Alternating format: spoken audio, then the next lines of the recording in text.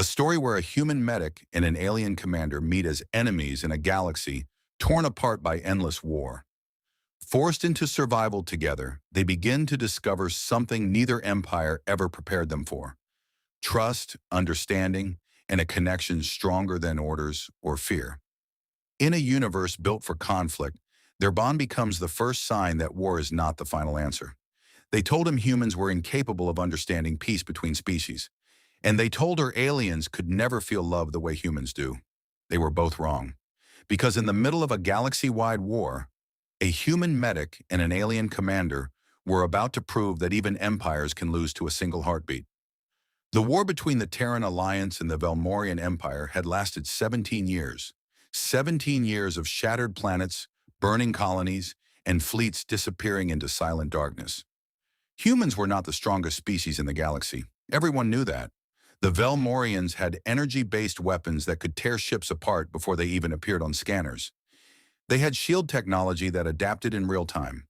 They had commanders trained to think in probabilities and outcomes faster than any human mind. But humans had something else. They did not stop. Not when Earth lost its outer colonies.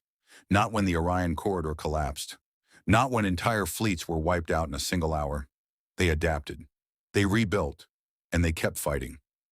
On the front lines of this endless war stood a remote station, Outpost Echo 7, drifting near a fractured moon at the edge of contested space.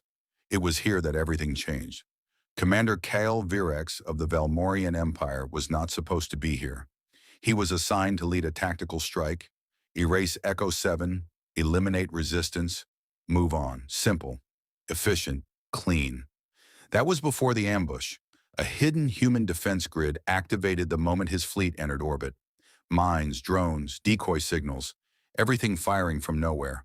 Half his ships vanished in less than 6 minutes. Kale's damaged cruiser crash-landed onto the station's outer dock, forcing an emergency evacuation.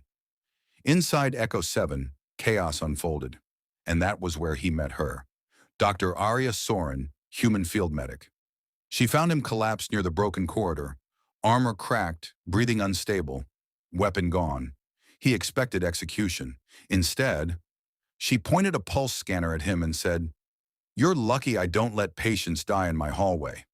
Kyle froze. Humans were supposed to be ruthless, emotional, unpredictable. She was all three, but not in the way he expected. And for the first time in his life, Kyle hesitated to raise a weapon. They should have been enemies. Instead, they became something far more dangerous. Curious. The station went into lockdown. Both sides outside were still fighting. But inside Echo 7, sealed corridors and emergency power forced survival into close quarters. Arya treated his wounds. Kyle studied her silently. Finally, he spoke. "Why help me? I came to destroy your station." Arya didn't look up. "You failed." "That's not an answer." "It is for humans." That confused him. "You think we're just soldiers," she continued. "We're doctors, engineers, farmers, parents. War doesn't erase that." Kyle hesitated. "On Velmoria, we are trained to erase everything except the mission." Arya finally met his eyes. "That's why you're losing." Something in his expression shifted, but he said nothing. Outside, explosions echoed through the hull. Inside, something quieter began. Understanding. Days passed. The station remained under siege. Neither side could take it without heavy losses. Kyle and Arya were forced to cooperate to survive, repairing systems, rationing supplies, avoiding collapsing sections of the station. Trust was not instant. It never is in war. But slowly, fragments formed. Kyle learned humans did not fight because they enjoyed war. They fought because they refused extinction. Arya learned Velmorians did not feel joy in destruction. They were conditioned into obedience from birth. One night during a rare moment of silence, Kyle asked, "Do you ever think the war will end?" Arya sat beside a dim emergency light. "It ends when someone decides it's not worth continuing." "That sounds naive." "It sounds human." He almost smiled. Almost. And that was the problem. Because somewhere between enemy and ally, something worse than war was forming. The fragile balance broke when a transmission arrived. A coded message from human high command. Echo 7 compromised. Neutralize all remaining threats. No survivors if necessary. Kyle saw it first. Arya read it second. Silence filled the room. For Kale, it was normal. For Arya, it was betrayal. They're going to erase the station, she whispered. Kyle lowered his gaze. It is standard protocol.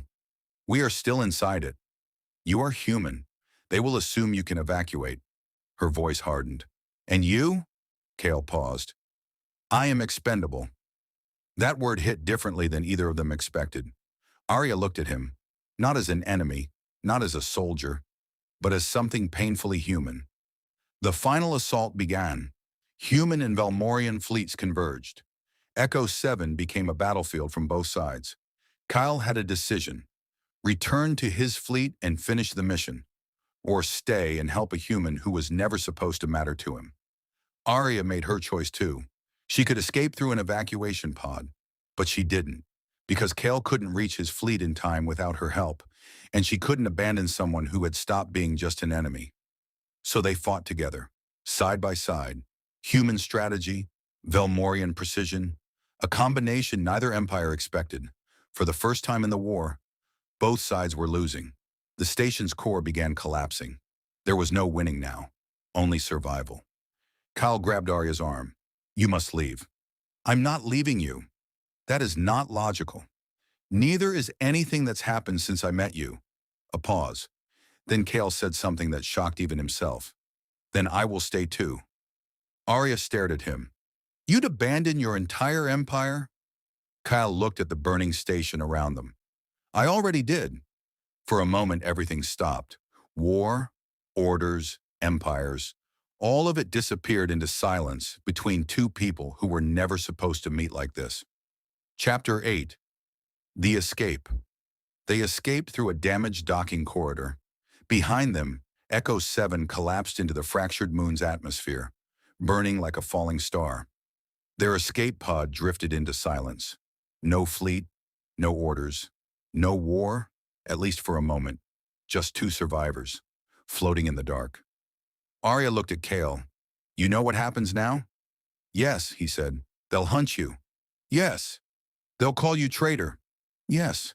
She hesitated. And what do you call yourself? Kyle thought for a long time. Finally, alive. What neither of them knew was that their alliance had already been detected. Both empires saw it. Human Command saw Kale's defection. Velmorian High Council saw Arya's survival. And something unexpected happened. Instead of punishment, fear spread. Because if a human and a Velmorian could cooperate, then the war was no longer predictable. And in war, unpredictability is the most dangerous weapon. Months later, rumors spread across the galaxy. A ghost signal between fleets, a missing commander, a human medic who refused evacuation orders, and a new phrase appearing in intercepted transmissions: they are not enemies anymore. No one knew if it was true, but battles began slowing, not because peace had been declared, but because soldiers started hesitating, wondering, questioning, thinking. And somewhere in deep space, inside a stolen ship drifting beyond mapped sectors, Kyle and Arya continued their journey, not as soldier and enemy, but as something the galaxy never prepared for, a possibility. Before disappearing from all known networks, Kyle sent one final transmission. To those still fighting, we were never the monsters we believed we were. We were just never given the chance to stop. Arya added one line. Even war cannot survive forever when two hearts refuse to obey it. And for the first time in the history of the galaxy, the war did not end with victory. It ended with understanding.